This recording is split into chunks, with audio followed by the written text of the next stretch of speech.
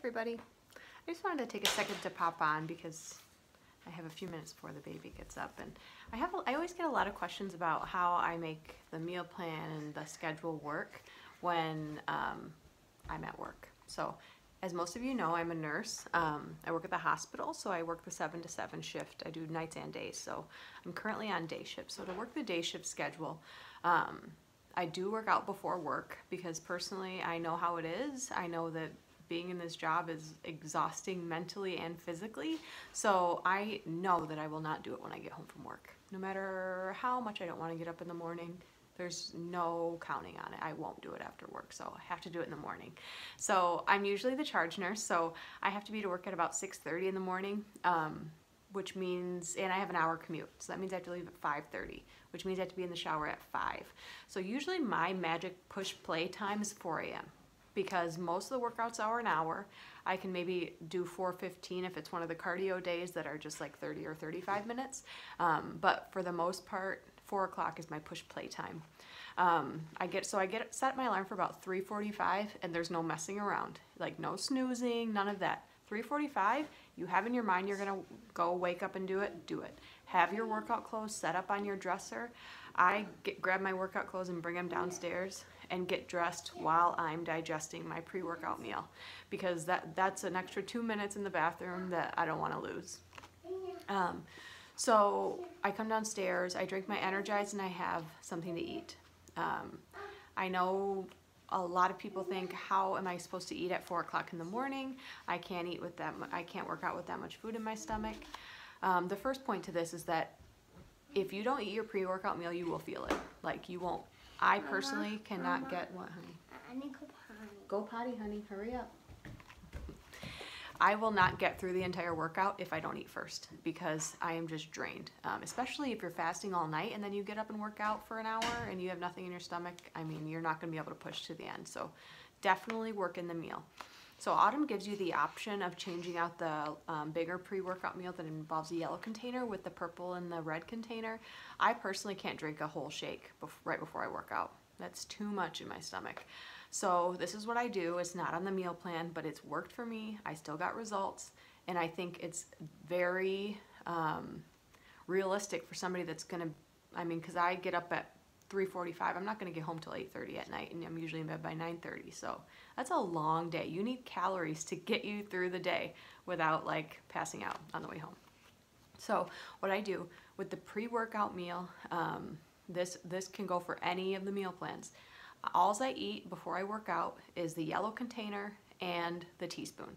So every morning at 4 o'clock, right before 4 o'clock, I eat a protein waffle or Ezekiel bread with peanut butter on it. That's it.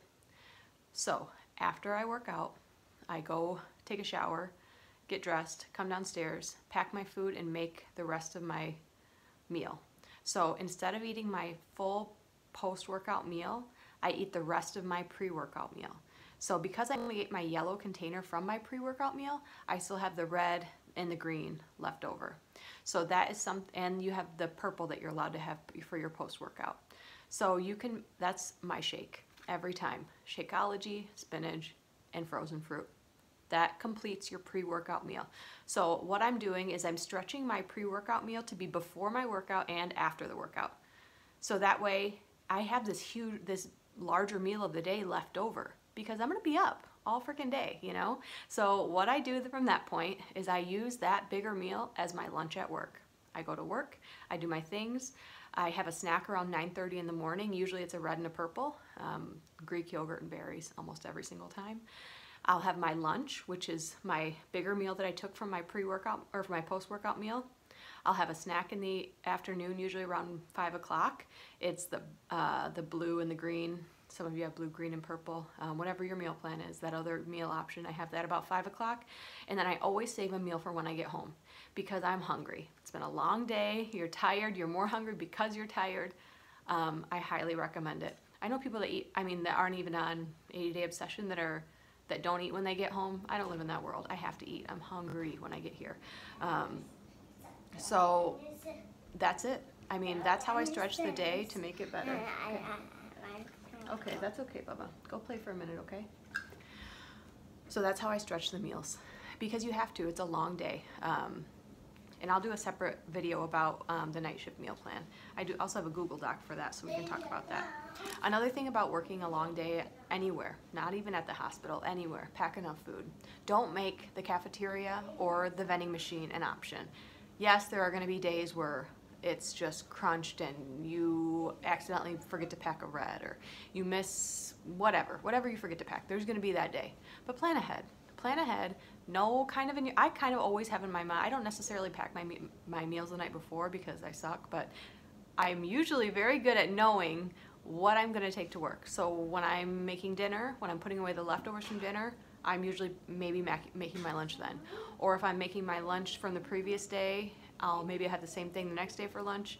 I'll pack that up while I'm making my food for the current day. So just try to multitask with it, you know, like optimize your time. We are the professional multitaskers. We can totally do this. So pack enough food. Do not make the vending machine an option. Like I said, my 5 o'clock, how I said I had that 5 o'clock snack at work, that was always my vending machine time before I started this. I would usually get a protein bar, which is fine, and a Diet Coke or whatever. I still do have Diet Coke, but that's neither here nor there.